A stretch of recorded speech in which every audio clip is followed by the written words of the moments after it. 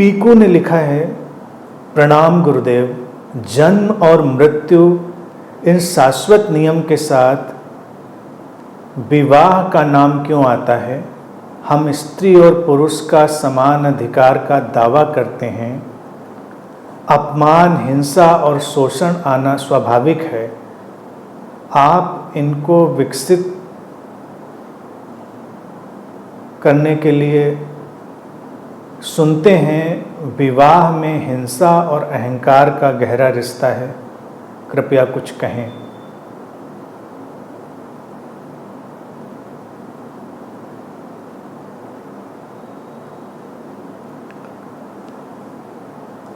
पीकू बाबू, मैं समझता हूँ विवाह की जटिलता पर तुम्हारा प्रश्न है, और जन्म और मृत्यु एक शाश्वत घटना है, उसके बीच में विवाह कहाँ से आ गया? तुमने सुना होगा, विवाह कोई शाश्वत या अनिवार्य घटना तो है नहीं। जन्म होता है, जन्म के साथ ही अनिवार्य रूप से मृत्यु का भी हिस्सा जुड़ा हुआ है, क्योंकि जो जन्मा है वो जाएगा, उसकी मृत्यु होगी। विवाह एक बीच का घटनाक्रम है, तो इसलिए वो कोई अनिवार्यता तो है नहीं। जैसा कि तुमने लिखा है कि सुना है कि विवाह में हिंसा और अहंकार का गहरा रिश्ता है, कृपया कुछ कहें। हिंसा और अहंकार ऐसी चीज है ना, हर रिश्ते में हो सकती है, हर रिश्ता इससे बाहर भी हो सकता है। विवाह को अगर हम समझें तो वो प्रेम और शांति की ओर ले जाने का माध्यम भी बन सकता है, और हिंसा और अहंकार का माध्यम तो वो आसानी से बन ही जाता है। जब हम अपने परिवार की संस्थाएं स्वार्थ पर खड़ी करते हैं, पारस्परिक शोषण पर खड़ी करते हैं, तो फिर उनको हम हिंसा से, अहंकार से मुक्त कैसे कर सकते हैं? विवाह की घटना आम तौर से जब हम अचेतनता के साथ उसको स्वीकार करते हैं तो वो पारस्परिक शोषण का, म्यूचुअल एक्सप्लॉयटेशन का एक माध्यम बन जाती है। अब ये तो मनुष्य की प्रवृत्ति है, पारस्परिक शोषण, म्यूचुअल एक्सप्लॉयटेशन, लेन देन पर खड़ी हुई सारी व्यवस्था। लेकिन एज अ ह्यूमन बीइंग, मनुष्य होने के नाते हमारी क्षमता और प्रतिभा ये भी है कि हम उसके पार भी जा सकते हैं। हम और सुंदर जगत का, संबंध का निर्माण भी कर सकते हैं। जो तुमने लिखा है, अपमान, हिंसा, शोषण, ये सब तो आएगा जाएगा, चलता रहता है, क्योंकि हम उन लोगों से बहुत उम्मीद भी क्या कर सकते हैं जो अभी बहुत सचेतन नहीं है, कॉन्शियस नहीं है, जिनकी चेतना का तल अभी उतना विकसित नहीं है। वहां तो ये सब टकराव होंगे ही।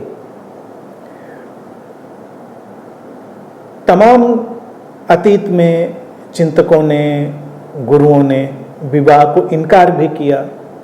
मैं इनकार नहीं करता, मैं कहता हूं ठीक है। देखिए, स्त्री और पुरुष का आपस में एक लगाव हो, प्रेम हो, तो वो साथ रहना भी चाहते हैं, स्वाभाविक है। विवाह एक सामाजिक मान्यता है, तो उस मान्यता को ले लेने में भी कोई अड़चन नहीं है, ठीक है, हो जाने दीजिए उसको। लेकिन अब इस संस्था का उपयोग हम कैसे करेंगे, ये सब हमारे ऊपर निर्भर है। अगर हमारे भीतर हिंसा ही भरी हुई है तो हिंसा फिर निकलेगी, किसी भी रूप में निकलेगी, कहीं भी निकलेगी। हमारे भीतर अहंकार भरा है, स्वार्थ भरा है, लोभ भरा है, ईर्ष्या, द्वेष, सब जो भी मारा मारी है, सब भरी हुई है, तो वो किसी न किसी रूप में निकलेगी। और प्रायः जिस व्यक्ति के साथ हम ज़्यादा रहते हैं उसके साथ ही निकलती है। विवाह ना भी हो, अगर दो लोग साथ में रहने लग जाएं एक ही छत के नीचे, तो सारी कलह वहां भी शुरू हो जाएगी। विवाह में इसलिए कलह ज़्यादा होती है क्योंकि हम कंडीशनिंग शुरू से दे देते हैं उस लड़के लड़की को कि एक दूसरे को खुश रखना है। आशीर्वाद भी माँ बाप देते हैं, खुश रखना है एक दूसरे को।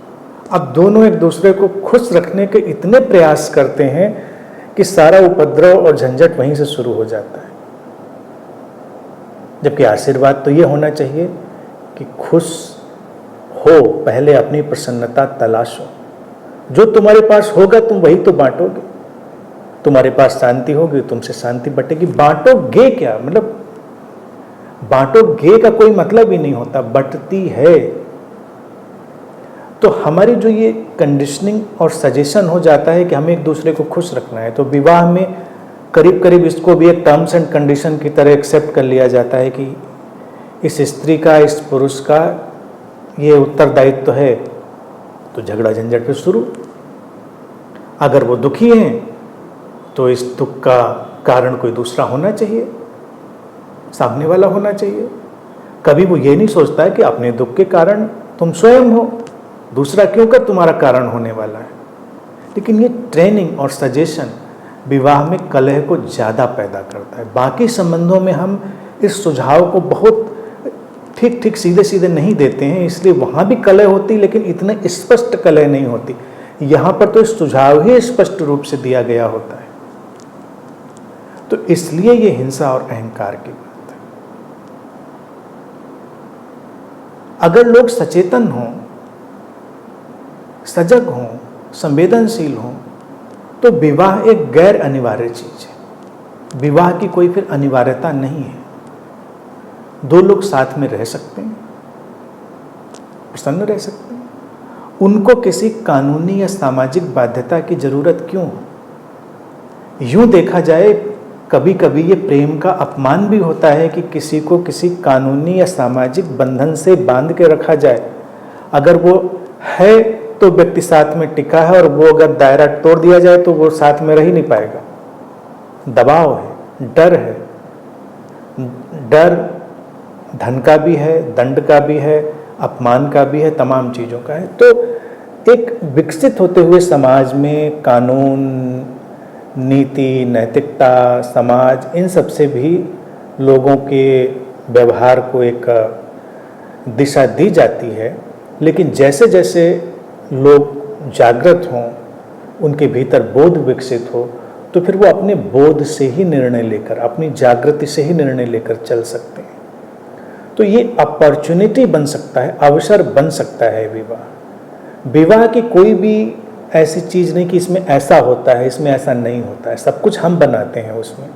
कहीं कोई उसका मैनुअल नहीं है कि इसमें ऐसा होता है, ऐसा नहीं होता। हाँ, और हम जैसे हैं हम वैसा ही निर्माण कर लेते हैं। विवाह की एक अनिवार्य बुराई के रूप में चीज सामने आती है बच्चे। बच्चे तो बस खिलवाड़ में पैदा हो जाते हैं, जबकि जीवन में बच्चों का आना बहुत ही सचेतन चुनाव होना चाहिए। ये अभी हमने समाज में नहीं डाला है, क्योंकि अभी वो बच्चे खुद ही हैं, लड़के लड़कियां जिनका विवाह हुआ है, खुद ही इमेच्योर हैं, फियरफुल हैं, सब कुछ उनके अंदर उपद्रव चल रहा है। फिर एक बच्चा भी आ जाता है, अब वो उसके साथ भी वो अपने ही सारे कंडीशनिंग प्रोग्रामिंग लेकर चलने लगते हैं। तो वस्तुतः तो अगर व्यवस्था ऐसी हो कि बच्चे उन्हीं लोगों को पैदा करने चाहिए जो परिपक्व हों, मानसिक रूप से, भावनात्मक रूप से, आध्यात्मिक रूप से परिपक्व हों, उन्हीं को। बाकी रुकना चाहिए तो समाज भी देखिए अच्छा होगा, जनसंख्या भी कम होगी, जो होगी वो सुंदर होगी, श्रेष्ठ होगी।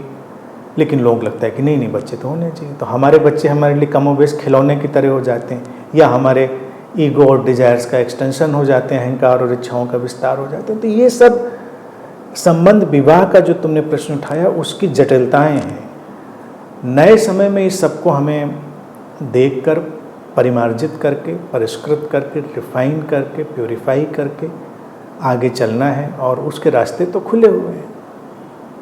अपने ऊपर काम करना है। तुम्हारी प्रसन्नता के लिए कोई दूसरा जिम्मेदार नहीं, तुम्हारी शांति के लिए कोई दूसरा जिम्मेदार नहीं। बस इतनी बात ध्यान रखो, उसे तुम्हें स्वयं के भीतर ही तलाशना है, फिर हर संबंध सुंदर होगा।